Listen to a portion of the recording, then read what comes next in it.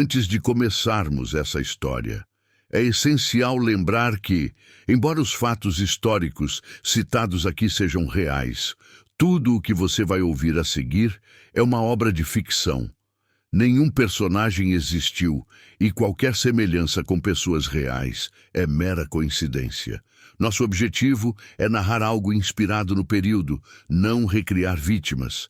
Antes de seguir, eu peço que você deixe seu like, se inscreva no canal e ative o sininho das notificações. Isso ajuda muito o YouTube a entregar este vídeo para mais pessoas e permite que eu continue produzindo histórias como esta. Agora vamos ao que realmente importa. Para entendermos o desaparecimento de Helena Duarte, precisamos voltar ao dia 13 de dezembro de 1968. Era uma noite que mudaria o país para sempre. O governo militar acabava de decretar o AI-5, o Ato Institucional número 5, que suspendeu direitos, permitiu prisões arbitrárias e instaurou censura total. Naquele dia, jornais foram silenciados, manifestações proibidas e opositores perseguidos. Professores afastados, estudantes vigiados e artistas ameaçados. A sensação era de que todas as luzes do país tinham sido apagadas. O medo andava pelas ruas como uma sombra silenciosa. É nesse clima que surge o nome de Helena Duarte. Ela tinha 19 anos, estudava filosofia e era conhecida por ser observadora e reservada. Nunca liderou protestos, mas sempre esteve presente. Tinha uma sensibilidade diferente, quase inquietante, como se percebesse mais do que os outros. Helena carregava sempre um diário azul escuro. Era quase uma extensão dela. Ali registrava pensamentos, reflexões, conversas rápidas no corredor, inquietações pessoais e observações profundas sobre o país.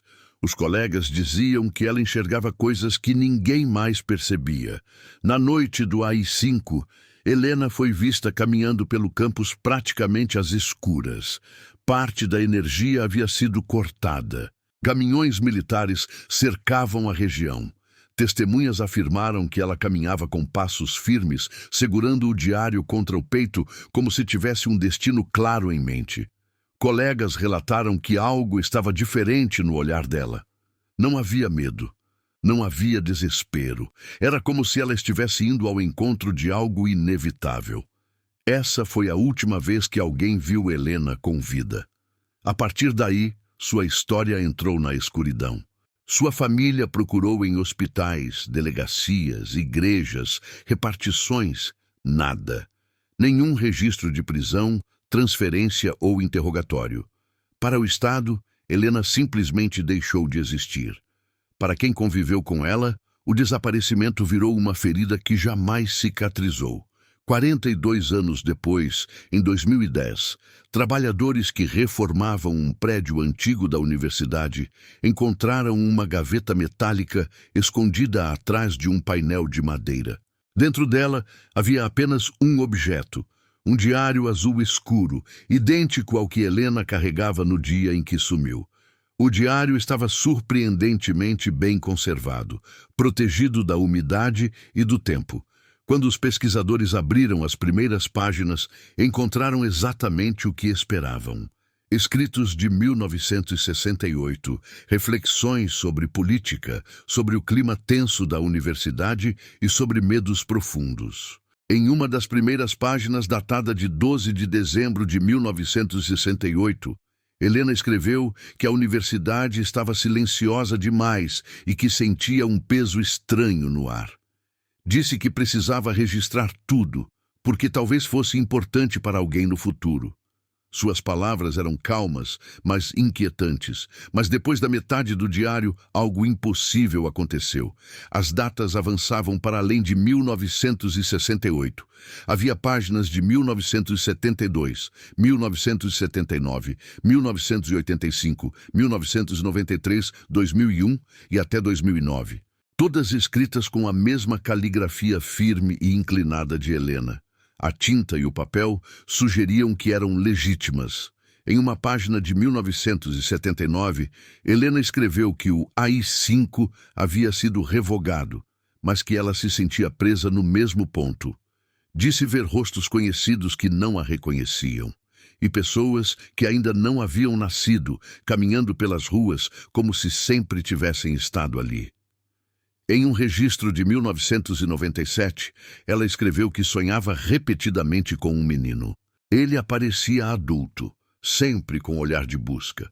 Helena dizia que seu nome estava numa lista encontrada por ela e que, mesmo não existindo naquele ano, já estava presente em algum outro lugar.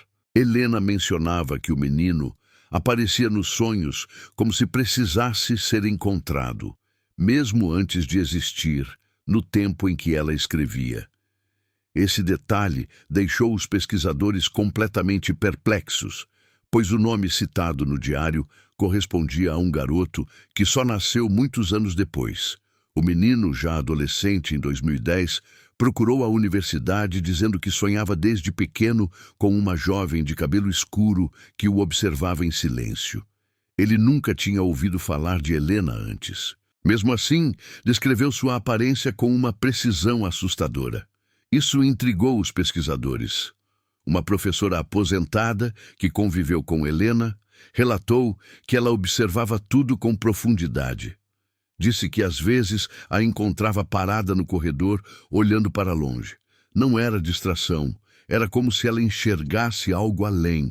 No dia do AI-5, a professora recorda que Helena parecia tranquila demais. Outro funcionário antigo afirmou que, naquela noite, viu uma moça ser levada por homens silenciosos que vestiam roupas escuras. Anos depois, ao ver a foto de Helena, disse ter certeza de que era ela. O depoimento nunca foi comprovado, mas combinava com relatos da repressão. O depoimento mais desconcertante veio de um ex-agente que preferiu não revelar seu nome. Ele disse lembrar da garota não por ser importante, mas porque ela os assustava. Segundo ele, Helena não chorava, nem suplicava. Apenas encarava tudo com um olhar firme, como se soubesse o que aconteceria. Ele contou que tentaram tirar o diário de suas mãos. Helena teria dito que aquilo era o que a mantinha no lugar certo. O ex-agente afirmou que nunca entendeu o que isso significava. Mas hoje, ao saber do diário datado até 2009, ele dizia sentir um calafrio ao lembrar da frase. Os pesquisadores perceberam padrões recorrentes nas páginas impossíveis do diário. Nomes repetidos, eventos descritos décadas antes de acontecerem e locais mencionados antes de existirem. Era como se Helena tivesse acompanhado a história do Brasil ao longo dos anos, sem envelhecer. Algumas páginas descreviam momentos da universidade muito depois de seu desaparecimento. Ela citava reformas, nomes de reitores, mudanças de prédios, tudo com precisão assustadora. Era impossível para alguém desaparecido em 1968 saber desses detalhes tão específicos. Outras páginas sugeriam que Helena observava diferentes épocas, como se estivesse em um estado entre o tempo. Ela escrevia que às vezes via pessoas que reconhecia, mas elas não a enxergavam. E em outras ocasiões via pessoas que ainda não existiam fisicamente naquele período. Em um trechinho, Helena escreveu que caminhava por corredores que pareciam vazios e que às vezes escutava vozes que não estavam ali. Ela descrevia essas sensações com calma, quase como uma pesquisadora analisando o próprio mundo ao redor de forma distante e observadora.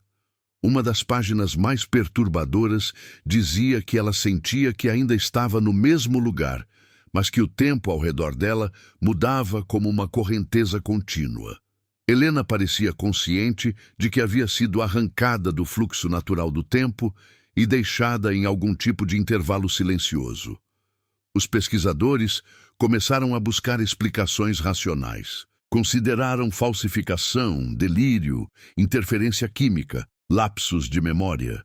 Mas nada explicava a tinta envelhecida corretamente, a caligrafia idêntica ao registro original de Helena e as previsões precisas sobre eventos posteriores. A análise do papel também não mostrou inserções posteriores. Cada página parecia envelhecida de acordo com a data que continha. Não havia cortes, rasuras ou diferenças de textura. Era como se o diário tivesse realmente sido escrito ao longo de 4 décadas, por uma pessoa que não estava viva. Com o avanço da investigação, o prédio onde o diário estava sendo estudado foi lacrado sem explicação clara. Informaram que era por preservação, mas muitos acreditam que foi para silenciar o caso. O diário desapareceu da noite para o dia, sem qualquer registro de retirada. A única razão pela qual parte dessa história sobreviveu foi porque um estudante curioso digitalizou algumas páginas antes do lacramento. Essas poucas páginas se tornaram a única prova de que o diário existiu e de que as anotações impossíveis de Helena foram reais. A partir desses fragmentos, os pesquisadores tentaram reconstruir uma linha do tempo, mas nada fazia sentido. As datas avançavam e retrocediam, como se Helena escrevesse de um lugar onde o tempo não seguia regras. Era como se ela estivesse presa entre décadas, observando tudo de longe. As anotações posteriores ficavam mais introspectivas. Helena escrevia que sentia uma presença constante ao seu redor, como se estivesse sendo observada da mesma forma que observava o mundo. Essa sensação a acompanhava em todos os lugares onde ela dizia existir. Em uma entrada datada de 1985, ano do fim da ditadura, Helena escreveu que o país respirava novamente, mas que ela continuava imóvel. Dizia que via as pessoas celebrarem a liberdade, mas que não conseguia participar de nada daquilo, como se estivesse separada do mundo por uma barreira invisível. Ela descrevia ruas que nunca mais havia visto desde seu desaparecimento. Contava detalhes de manifestações e mudanças políticas. Relatava discursos, nomes de ministros e situações que ela jamais poderia ter presenciado fisicamente, considerando a data de seu sumiço. Em outro trecho mais enigmático, escreveu que às vezes via pessoas andando rápido demais, como vultos borrados.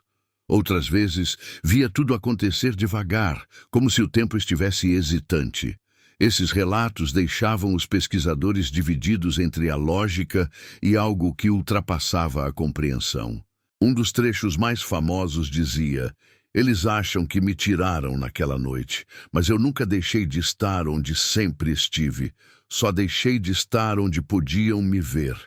A frase, analisada por linguistas, parecia carregada de múltiplos sentidos, nenhum dos quais resolvia o mistério.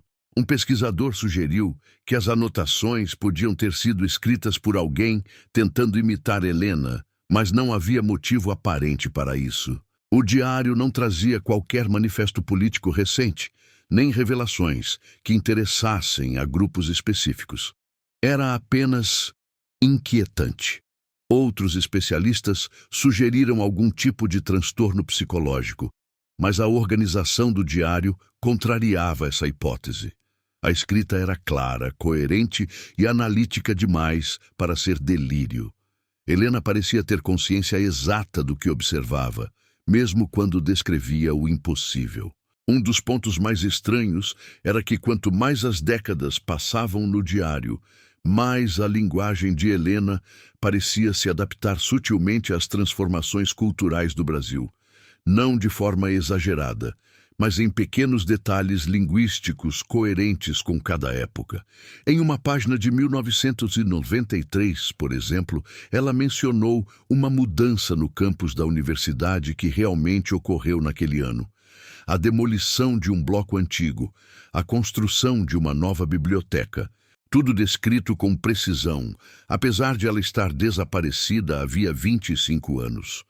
Os pesquisadores também notaram que Helena descrevia sons e conversas como se as ouvisse de muito longe. Era como se ela existisse próximo aos lugares, mas não exatamente neles, como se transitasse entre espaços que ninguém mais conseguia acessar. Ela também mencionava que caminhava pela universidade em horários onde ninguém mais estava presente, como se circulasse entre horários diferentes ao mesmo tempo. Escrevia que, às vezes, via a mesma pessoa passar 2 vezes, com roupas diferentes, em poucos segundos de diferença. Em alguns trechos, Helena demonstrava cansaço. Dizia que manter as anotações era difícil, mas necessário. Ela afirmava que o diário era sua única âncora, algo que a impedia de desaparecer para longe demais. Esse trecho foi comparado pela equipe a relatos de experiências dissociativas extremas. A partir do ano 2000, as anotações ficavam ainda mais raras e mais curtas, mas sempre mantinham o mesmo tom: observação, distanciamento e uma sensação de isolamento absoluto. Helena parecia assistir o mundo mudar sem poder participar ou interagir com ele. A última página disponível, datada de 2009, dizia apenas: "Se alguém encontrar essas palavras, diga a eles que eu não estou sozinha." Essa frase encerra o fragmento com um mistério que jamais foi explicado. E é nessa linha que o caso tomou um rumo ainda mais estranho. Quando a última frase do diário foi analisada, a equipe inteira ficou em silêncio. A expressão "eu não estou sozinha" abriu uma série de interpretações estranhas. Alguns pesquisadores sugeriram que Helena pudesse estar se referindo a outras vítimas da ditadura. Outros achavam que havia algo mais. Um dos analistas afirmou que, pela construção da frase, Helena parecia indicar uma presença real, não metafórica, como se estivesse acompanhada, observada ou guiada por alguma entidade ou consciência em um espaço desconhecido. Essa hipótese foi rapidamente descartada oficialmente. Claro, na documentação pública, tudo foi classificado como ficção, delírio ou fraude. Mas conversas internas revelavam outra postura. Ninguém conseguia explicar as páginas. Ninguém conseguia negar o que estava escrito com tamanha precisão sobre décadas posteriores ao desaparecimento. O estudante que digitalizou as páginas contou que, antes do prédio ser lacrado, ouviu 2 funcionários discutindo. Um deles dizia que aquilo não poderia ser divulgado porque daria margem a interpretações perigosas. O outro dizia que aquilo era só o início. Esse relato nunca foi confirmado. O ambiente na universidade ficou estranho nos meses seguintes. Alguns professores disseram ter visto pessoas estranhas circulando pelos corredores. Outros afirmaram ter visto caixas sendo retiradas do prédio tarde da noite. Nada disso foi registrado oficialmente, mas coincidiu com o sumiço do diário. Os pesquisadores independentes que tentaram continuar o estudo não conseguiam acesso ao local. A resposta padrão era sempre a mesma: documentação não disponível. Mas os fragmentos já digitalizados começaram a circular discretamente entre estudantes e grupos acadêmicos curiosos. Com os fragmentos em mãos, um grupo de historiadores tentou reconstruir o que poderia ter acontecido com Helena na noite do AI-5. Eles analisaram depoimentos, trajetos do campus, relatos de perseguições e documentos de repressão da época. Nada conclusivo, mas vários padrões chamaram atenção. Um desses padrões indicava que, naquela noite, veículos sem identificação circularam pela região da universidade entre 9 e 11 da noite. Não há registros oficiais desses deslocamentos, mas testemunhas relatam que viram homens sem uniforme abordando estudantes. Um desses relatos, feito por um ex-aluno que nunca quis se identificar, dizia que viu uma jovem sendo levada para dentro de um carro preto sem placas.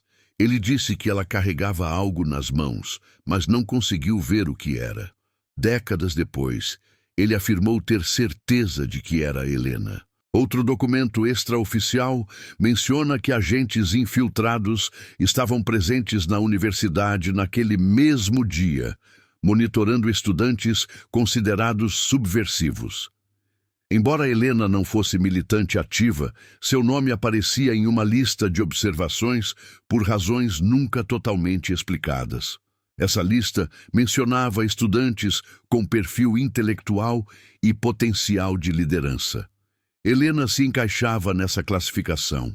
Não por discursos inflamados, mas por sua postura crítica e pela forma como influenciava os colegas, apenas com sua presença reflexiva e firme. Um professor afirmou que Helena era o tipo de pessoa que fazia perguntas desconcertantes durante as aulas. Perguntas que iam além da matéria e tocavam em temas existenciais profundos. Ele acreditava que era isso que chamava a atenção dos agentes, a forma como ela pensava e observava o mundo. Outro ponto relevante foi encontrado em um relatório militar da época. Uma anotação marginal que dizia: a estudante sabe mais do que aparenta. Não há contexto ou explicação, mas historiadores sugerem que poderia se referir à percepção aguçada de Helena, não a informações concretas. Ao analisar o trajeto dela naquela noite, pesquisadores estimaram que Helena caminhou sozinha por uma área deserta do campus, onde poucas pessoas passavam. Esse caminho levava até uma rua lateral, usada frequentemente por viaturas militares que circulavam sem identificação. Foi exatamente nessa rua que a última testemunha afirmou tê-la visto. Ele descreveu que Helena não parecia assustada. Parecia entregue a um destino inevitável.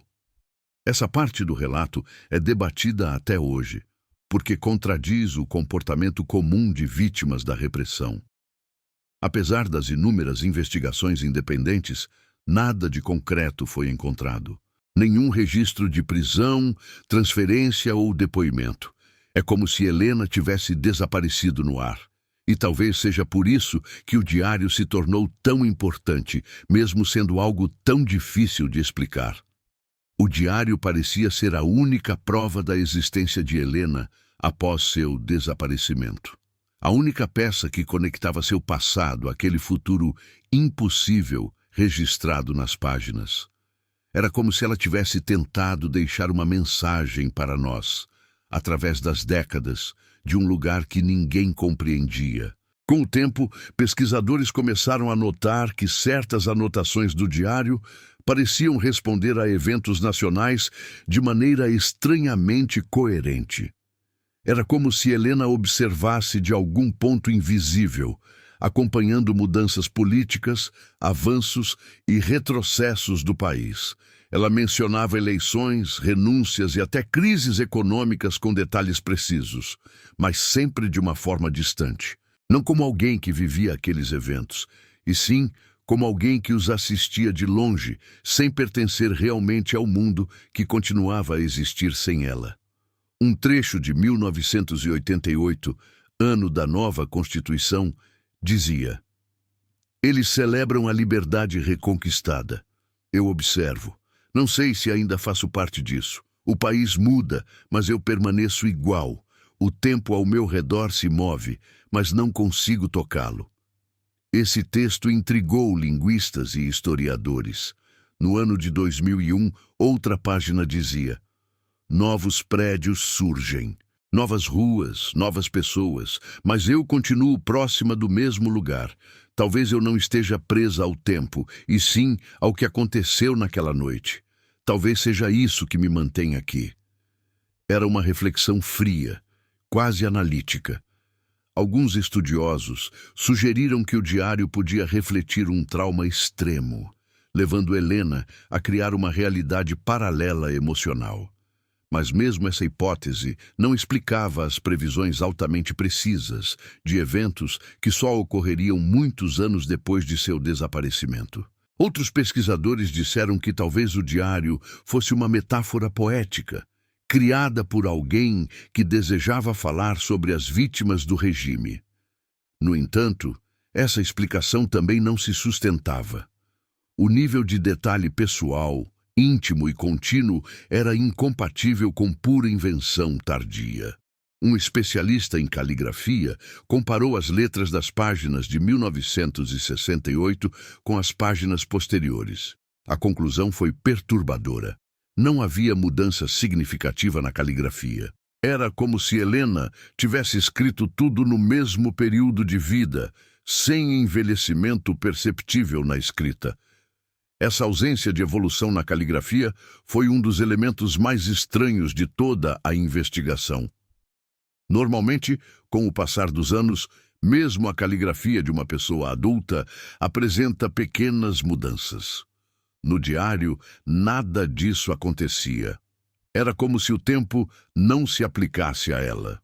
O pesquisador também observou que as linhas do diário tinham um ritmo constante, sem tremores, sem desgaste. Era uma escrita firme, decidida, como se Helena estivesse tão lúcida nas décadas seguintes quanto estava no dia em que desapareceu. Isso contradizia qualquer hipótese médica conhecida. Com o passar dos meses, novas informações começaram a surgir por meio de relatos antigos. Algumas pessoas afirmavam ter visto uma jovem parecida com Helena em diferentes épocas, sempre sozinha, sempre observando de longe. Essas aparições nunca puderam ser confirmadas oficialmente. Uma dessas testemunhas disse ter visto a jovem em 1983, sentada em um banco da universidade, olhando para o prédio da reitoria. Ela descreveu a moça como calma, imóvel e com um olhar profundo. Mas ninguém ao redor parecia notar sua presença. A testemunha só fez a conexão anos depois. Outra pessoa alegou ter visto uma jovem idêntica a Helena em 1990, durante a madrugada, caminhando pelo campus. A testemunha lembra que a moça parecia transparente, como se estivesse ali e não estivesse ao mesmo tempo. Esse relato foi tratado como imaginação, mas continuou nos arquivos informais. Essas possíveis aparições criaram uma corrente alternativa de pesquisadores, os que acreditavam que Helena poderia ter sido deslocada de alguma forma para um estado de existência fora do tempo. Não como um fantasma, mas como alguém preso entre camadas de realidade. Essa hipótese foi ridicularizada por muitos, claro, mas os fragmentos do diário continuavam servindo de combustível para quem tentava enxergar algo além, principalmente porque não havia explicação lógica para o conteúdo das páginas, nem para o desaparecimento do próprio diário. O prédio lacrado, onde o diário estava sendo estudado, permaneceu fechado por quase 2 anos. Quando finalmente foi reaberto, as salas estavam vazias. Nenhuma caixa, nenhum documento, nenhum vestígio da pesquisa. Era como se tudo tivesse sido apagado cuidadosamente. Alguns professores acreditam que o diário foi recolhido por órgãos do governo. Outros acreditam que foi destruído. Mas há quem diga que ele apenas voltou para o lugar onde estava antes, à espera de ser encontrado novamente, talvez por alguém que precise de suas respostas. Com o diário desaparecido novamente, os pesquisadores tiveram que trabalhar apenas com as páginas digitalizadas. Eram poucas, mas reveladoras. E quanto mais analisavam, mais percebiam que Helena parecia enviar mensagens indiretas para quem encontrasse aqueles fragmentos no futuro. Algumas páginas mostravam reflexões que soavam quase como avisos. Em uma delas, datada de 1982, Helena escreveu: "O tempo aqui não é estático. Ele se dobra, às vezes avança como um rio furioso, outras vezes recua como se estivesse ferido." Era uma descrição poética, mas assustadora. Outro trecho dizia: "Eu observo o país se reconstruir, mas não consigo atravessar a linha que separa o que é de mim e o que não é." Pesquisadores interpretaram essa frase como uma metáfora de isolamento psicológico extremo.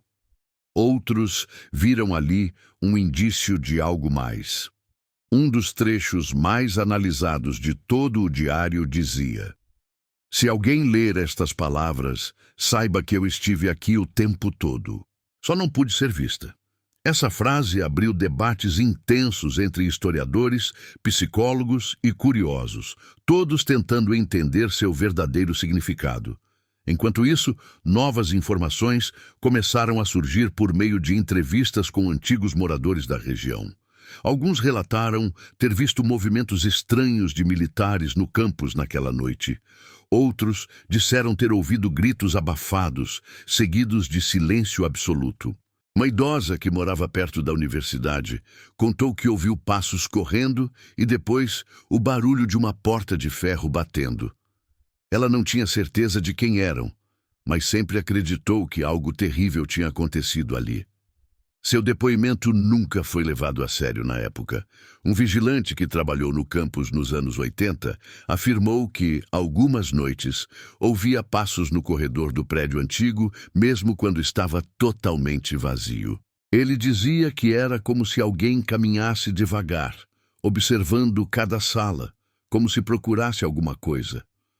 Nos registros não oficiais da universidade, alguns funcionários mencionaram ter visto luzes acesas em horários improváveis, mesmo quando o prédio estava trancado. Esses relatos foram considerados apenas curiosidades, mas ganharam força quando comparados ao conteúdo do diário. Os pesquisadores começaram a especular que Helena pudesse ter ficado presa dentro do próprio campus, de alguma forma. Não fisicamente, mas presa em uma espécie de intervalo entre tempos, incapaz de interagir com o mundo, mas sempre observando. Como se a universidade fosse seu ponto de ancoragem. Essa ideia foi reforçada por um trecho do diário, datado de 1994. Volto sempre ao mesmo lugar. Mesmo quando o mundo muda ao meu redor, a sensação é a mesma. Há algo aqui que me mantém conectada, ainda que eu não possa tocá-lo. Era como se Helena estivesse presa a um ponto fixo. Outras páginas indicavam que Helena tinha plena consciência de que havia deixado o mundo visível, mas ela nunca descreveu dor, medo ou arrependimento. Suas palavras eram quase sempre analíticas, como se documentasse uma experiência que não compreendia totalmente. Alguns especialistas sugeriram que Helena poderia ter sido mantida em cárcere secreto por muitos anos, sofrendo lavagem psicológica extrema. Essa teoria, no entanto, não explicava as previsões de eventos futuros nem a consistência temporal da caligrafia. Outros acreditaram que o diário fosse um tipo de manifestação artística elaborada. Mas ninguém soube explicar por que alguém criaria um documento tão complexo, com informações tão específicas e íntimas de uma pessoa desaparecida décadas antes. Não havia motivação clara. Com o passar dos anos, o mistério só cresceu. A ausência de explicações concretas transformou a história em um dos casos mais estranhos e controversos relacionados ao período da ditadura. Historiadores ainda debatem se o diário representa um fenômeno psicológico, histórico ou sobrenatural. E em meio a tantas dúvidas, uma única certeza restou. Helena desejava ser encontrada. Em quase todas as páginas, havia uma sensação de busca, de inquietação, como se ela estivesse tentando alcançar alguém que ainda não havia nascido. E talvez isso fosse exatamente o que acontecia. Conforme os fragmentos do diário foram estudados por grupos independentes, surgiu uma teoria que muitos chamaram de improvável, mas que alguns pesquisadores consideraram seriamente. Eles acreditavam que Helena poderia ter permanecido na universidade de alguma forma, mesmo após desaparecer. Essa teoria afirmava que ela não tinha sido levada para longe, mas deslocada para um espaço que existia paralelamente ao real. Um lugar silencioso, onde ela podia observar tudo sem ser vista. Como se estivesse fora de fase com o mundo ao seu redor, incapaz de atravessar a fronteira. Essa hipótese ganhou força quando se percebeu que a maioria das anotações posteriores descrevia lugares específicos da universidade. Corredores, salas de aula, escadas, janelas. Helena raramente mencionava outros cenários. Era como se ela estivesse confinada ao campus, mesmo décadas depois. Em uma página datada de 2003, ela escreveu: "O prédio mudou de cor. As janelas estão diferentes, mas o cheiro é o mesmo. O lugar me reconhece, mesmo que ninguém mais o faça." Esse tipo de precisão deixou claro que ela descrevia reformas reais ocorridas naquele ano. Há quem diga que Helena talvez tenha permanecido presa à universidade, porque era ali que seu destino tinha sido interrompido. Era ali que seu tempo havia sido rompido. E talvez por isso ela jamais tenha conseguido atravessar novamente para o mundo onde antes caminhava livremente. Alguns estudiosos compararam seu caso ao que chamam de ecos temporais, fenômenos em que pessoas afirmam ver figuras que parecem pertencer ao passado ou ao futuro. Em muitos desses relatos, as figuras não interagem com o ambiente, apenas observam ou repetem gestos. Insatisfeitos com explicações simples, alguns pesquisadores analisaram mapas do campus de diferentes décadas. Todos os locais descritos por Helena correspondem com precisão às épocas indicadas nas páginas. Até detalhes mínimos, como uma porta trancada em 1989, estavam corretos. Uma das páginas mais curiosas do diário mencionava que Helena via as pessoas como se estivessem atravessando cortinas de luz. Ela descrevia isso como algo sutil, quase imperceptível, mas constante. Pesquisadores interpretaram essa metáfora como uma possível referência à passagem do tempo. Em outra página, ela escreveu: "Há dias em que o mundo parece distante. Ouço vozes, mas elas não me alcançam. Vejo passos, mas eles não fazem eco." Essa frase reforçou a sensação de que Helena experimentava o ambiente de um ponto desconectado da realidade física. Enquanto alguns tentavam interpretar o diário simbolicamente, outros começaram a buscar registros mais concretos. Uma investigação revelou que durante o regime existiram operações secretas envolvendo experimentos psicológicos, mas nunca houve provas de que Helena tenha participado de algo assim. Muitos passaram a visitar os locais citados no diário. Essa linha de investigação levantou a possibilidade de que Helena pudesse ter sido submetida uma presença estranha, tipo de técnica de isolamento extremo. Alguns acreditavam que isso poderia explicar parte das anotações, completamente sozinhos. Mas, novamente, embora isso não explicava as previsões precisas, eles foram documentados em pequenos fóruns de dados impossíveis com relatos estranhamente coerentes, é que muitos desses relatos ainda mais mencionavam a mesma área da universidade. A história se tornou conhecida entre estudantes da universidade. O diário foi encontrado. Essa coincidência fez com que alguns acreditassem que Helena ainda permanecesse ali, de alguma forma, presa ao lugar que marcou sua última noite. Professores mais céticos diziam que tudo isso era fruto da imaginação alimentada pelo mistério. Mas outros acreditavam que o caso era muito complexo para ser reduzido a lendas estudantis. Algo naquela história parecia fugir da lógica convencional. Com o tempo, começaram a circular boatos de que o prédio seria demolido. Alguns diziam que era por questões de segurança. Outros acreditavam que era uma forma de enterrar o caso de vez. Mas nada foi confirmado oficialmente. E isso só aumentou o mistério ao redor do desaparecimento de Helena. Enquanto boatos sobre a demolição se espalhavam, alguns pesquisadores independentes decidiram revisitar os fragmentos do diário. Eles perceberam que havia padrões de repetição, como se Helena tentasse enfatizar certos detalhes do local onde permanecia presa. Esses padrões apontavam sempre para a mesma ala do prédio antigo. Essa ala específica era conhecida por ter sido usada para reuniões administrativas durante a ditadura. Poucos documentos sobre ela sobreviveram.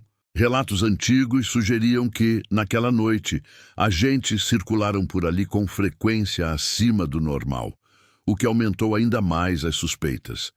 Em um dos trechos do diário, Helena escreveu: "Volto sempre para a porta com dobradiça enferrujada.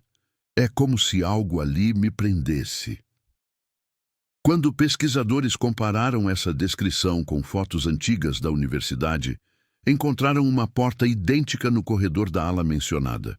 Um ex-aluno dos anos 90 contou que, quando passava por aquele corredor, sempre sentia um arrepio inexplicável.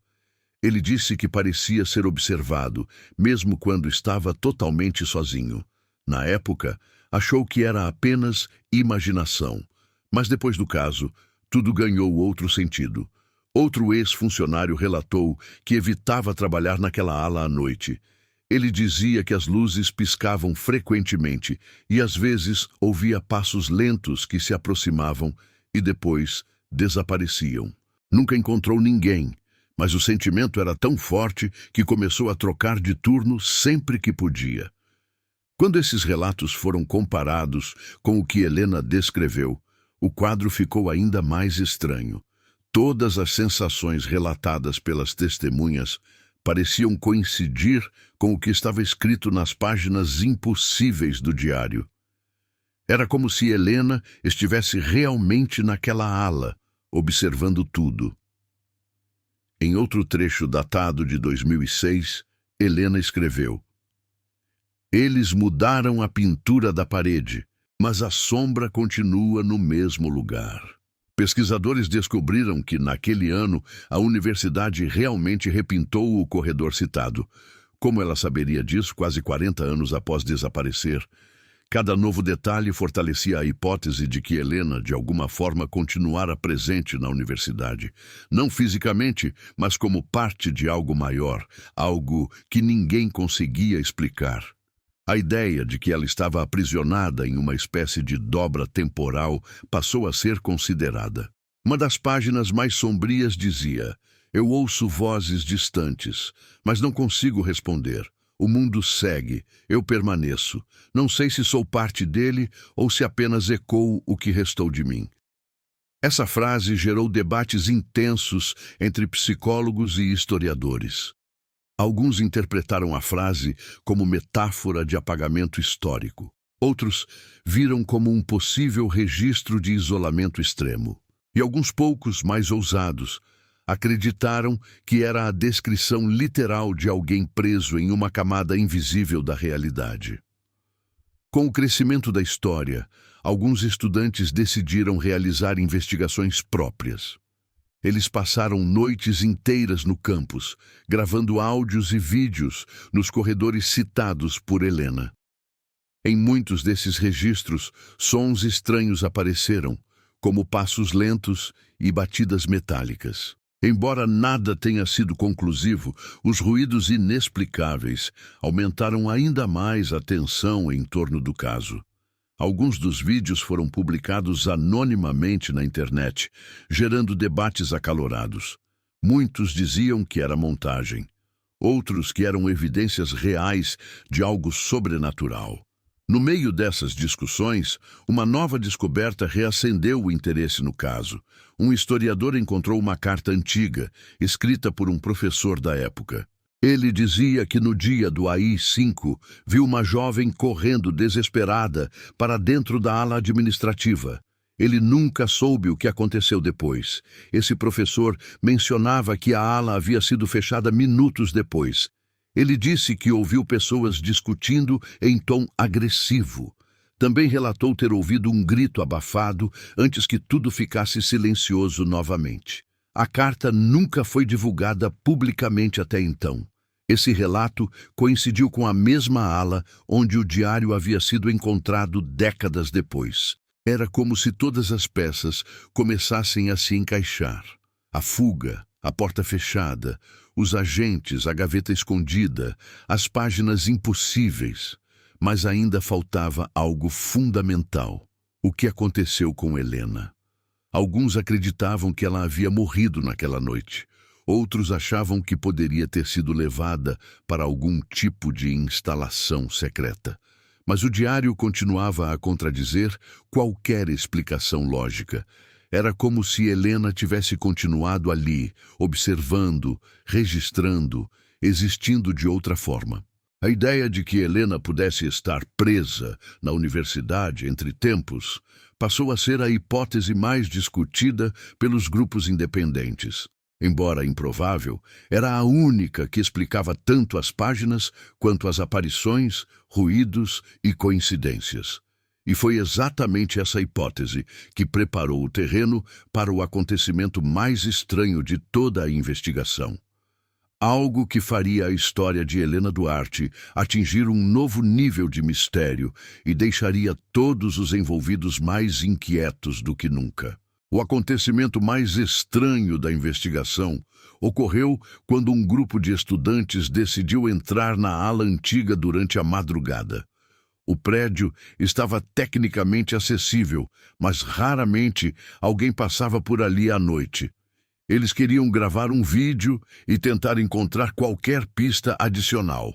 Era perto das 2 da manhã quando o grupo entrou no corredor. A luz fraquejava em alguns pontos, criando sombras longas que se estendiam pelo chão. Os alunos caminharam devagar, observando cada porta e cada detalhe. O silêncio era tão profundo que parecia ter peso. Um dos estudantes carregava um gravador de áudio, outro filmava com o celular.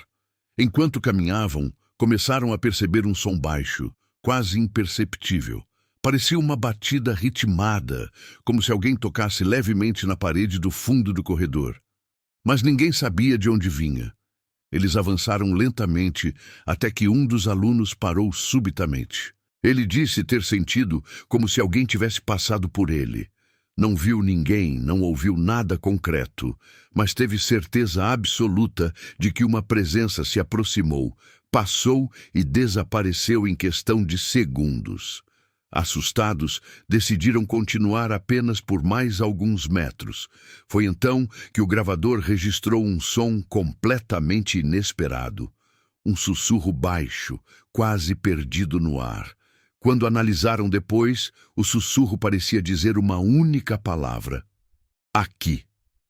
Não havia eco, apenas a palavra. Quando o grupo chegou ao final do corredor, encontraram a famosa porta com dobradiça enferrujada. A mesma porta descrita em várias páginas do diário. Ela estava fechada, intacta, mas parecia mais velha do que todas as outras. Como se o tempo tivesse se acumulado apenas naquele ponto específico. Um dos estudantes tocou na maçaneta. No momento exato em que colocou a mão ali, a luz piscou violentamente. O corredor ficou completamente escuro por alguns segundos. Todos recuaram instintivamente. Quando a luz voltou, a porta estava entreaberta, mesmo ninguém tendo conseguido girar a maçaneta. A sensação no ar mudou imediatamente. Um dos alunos descreveu como se o ar tivesse ficado mais denso, quase difícil de respirar. Mesmo assim, decidiram olhar o interior da salinha. Era pequena, cheia de poeira e com o cheiro forte de madeira antiga. Nada parecia fora do normal à primeira vista.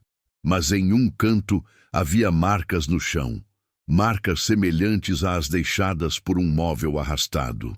E exatamente naquele ponto, atrás de uma parede fina, o diário havia sido encontrado em 2010. Era como se aquele espaço guardasse mais do que poeira e arquivos esquecidos.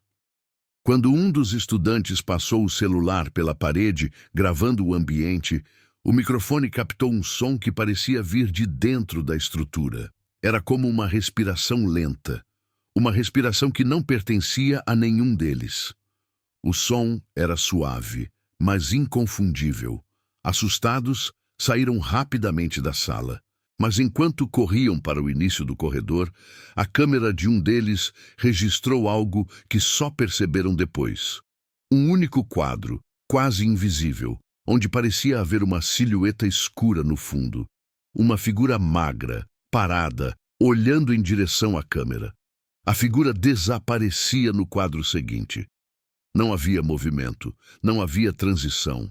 Apenas um instante. O suficiente para gerar pânico entre os alunos quando assistiram ao vídeo mais tarde. Alguns acreditaram que era interferência digital. Outros não conseguiram dormir por dias.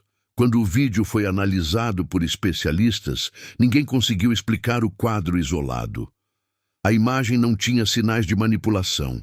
A luz do corredor não batia em nenhum objeto que pudesse produzir aquilo.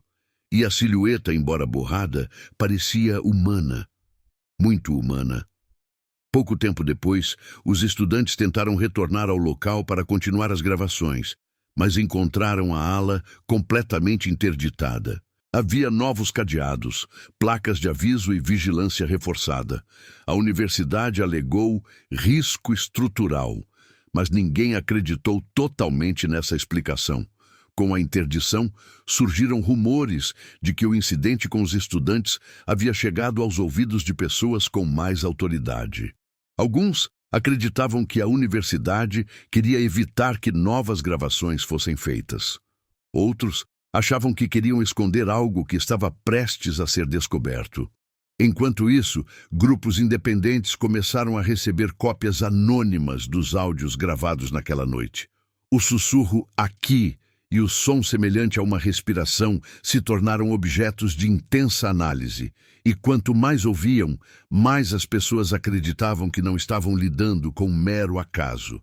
O caso de Helena voltou a ganhar força nacional quando um jornalista investigativo conseguiu reunir várias das peças soltas. Ele gravou um programa especial, mostrando trechos do diário, análises dos vídeos, depoimentos antigos e relatos coletados ao longo dos anos.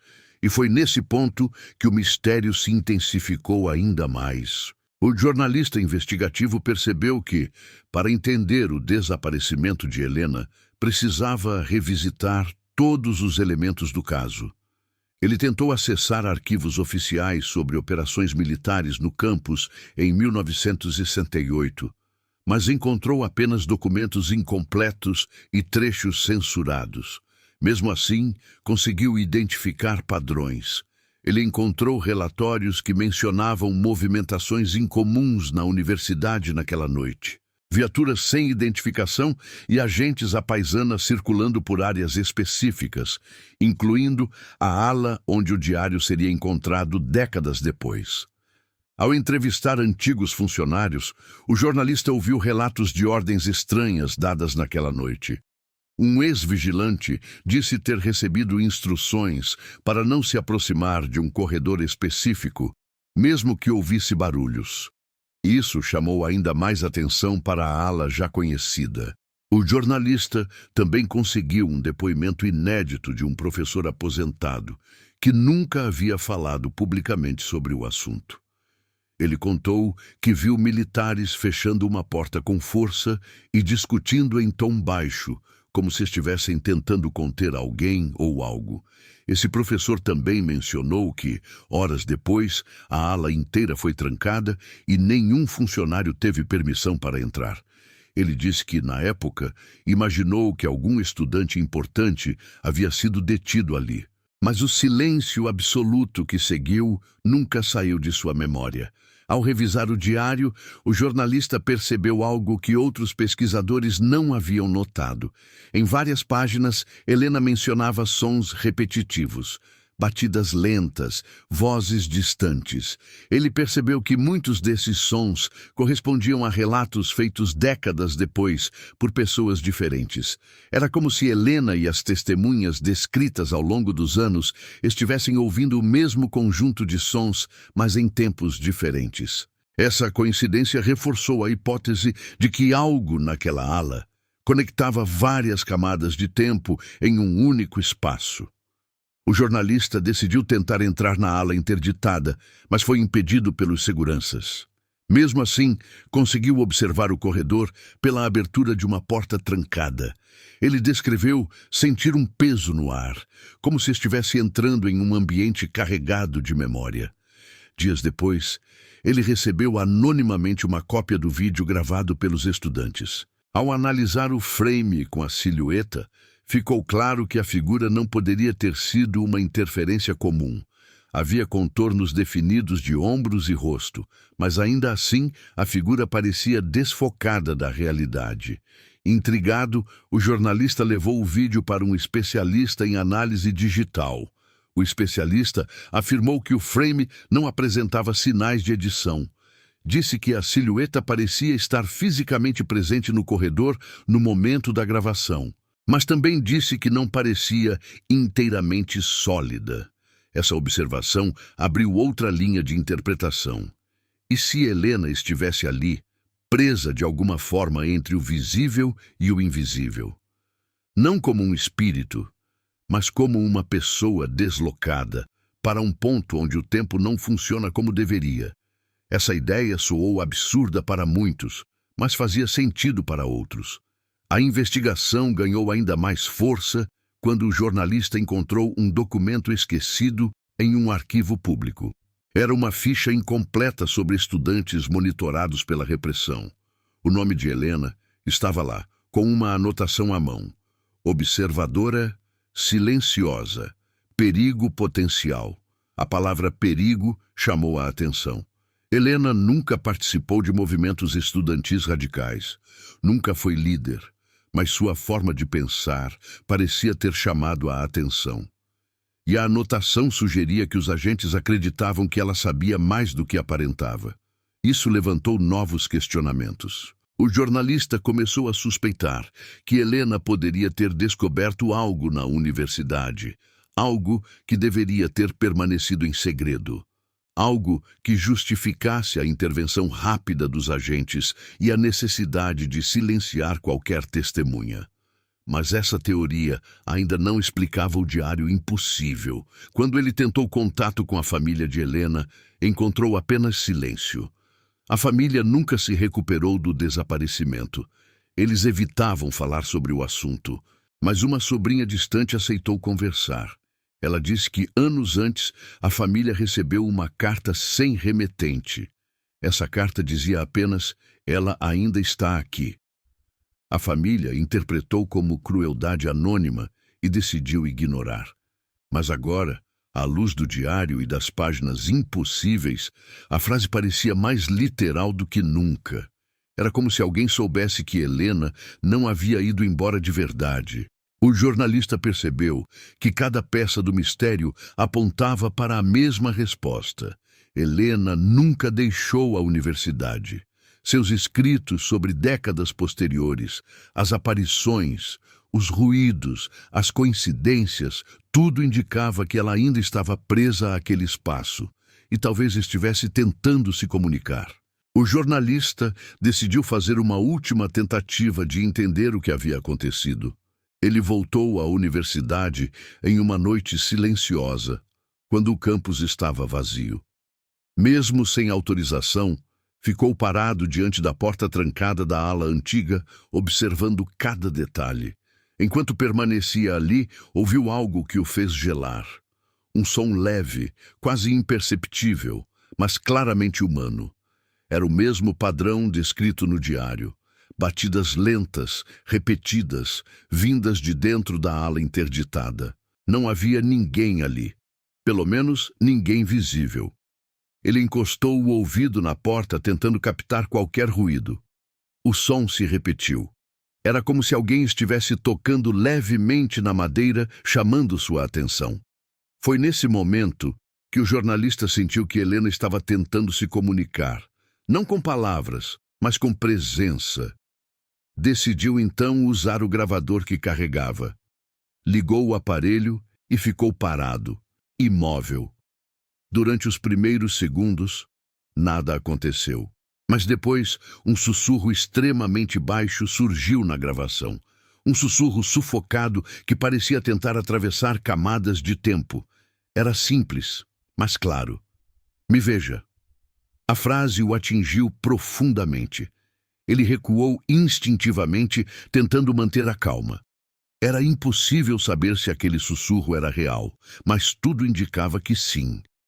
Ele desligou o gravador e saiu rapidamente do prédio, com o coração acelerado e a mente cheia de perguntas sem resposta.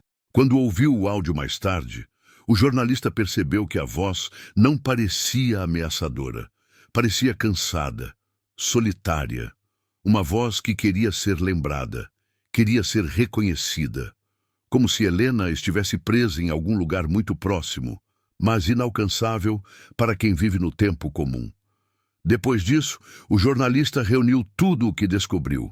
O diário impossível, os depoimentos, os vídeos dos estudantes, os relatos antigos, os ruídos gravados e o sussurro final.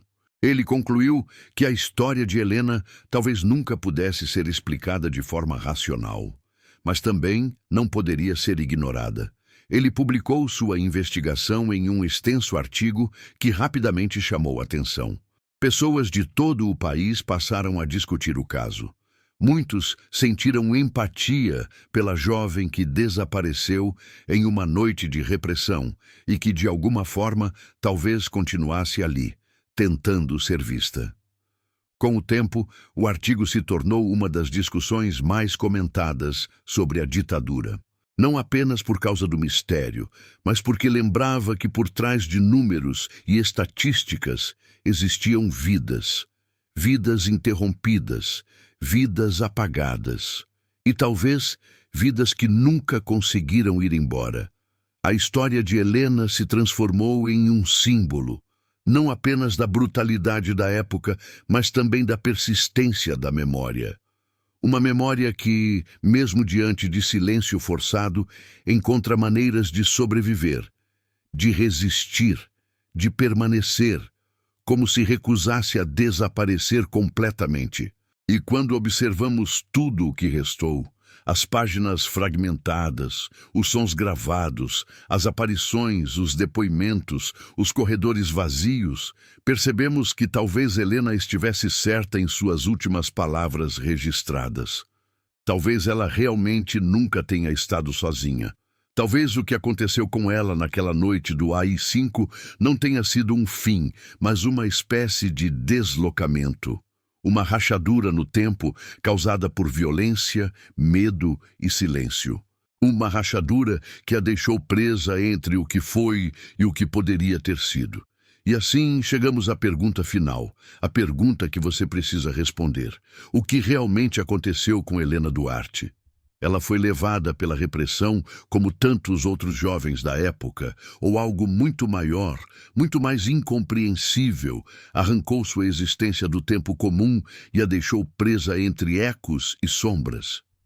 A verdade é que ninguém sabe, mas cada pessoa que ouve essa história carrega um pedaço dela para frente. E talvez seja exatamente isso que Helena queria desde o começo: ser lembrada, ser vista, ser ouvida, mesmo que tardiamente. Eu quero saber a sua teoria. Quero saber o que você acha que aconteceu naquela noite e por que o diário continuou se manifestando décadas depois. Deixe nos comentários a sua opinião. Cada comentário ajuda a manter viva a memória dessa história e de tantas outras que foram apagadas. E antes de você ir, eu te faço um pedido especial. Se você chegou até aqui, até o fim desta história, você faz parte de um grupo muito pequeno de pessoas que realmente mergulhou nesse mistério. E por isso, eu quero que você comente uma frase simples, mas muito simbólica. Helena vive. Comente exatamente assim. Helena vive. Esse comentário vai mostrar que você chegou até o final e que a memória dela, mesmo fictícia, continua sendo enxergada, sentida e lembrada. E claro, não esquece de deixar o seu like, se inscrever no canal e ativar o sininho das notificações. Isso ajuda demais e permite que eu continue trazendo histórias como esta, cheias de mistério, emoção e reflexão. Porque algumas histórias não terminam. Elas continuam caminhando entre nós à espera de serem vistas novamente. E quem sabe, em algum lugar esquecido da universidade, Helena ainda esteja esperando exatamente por isso.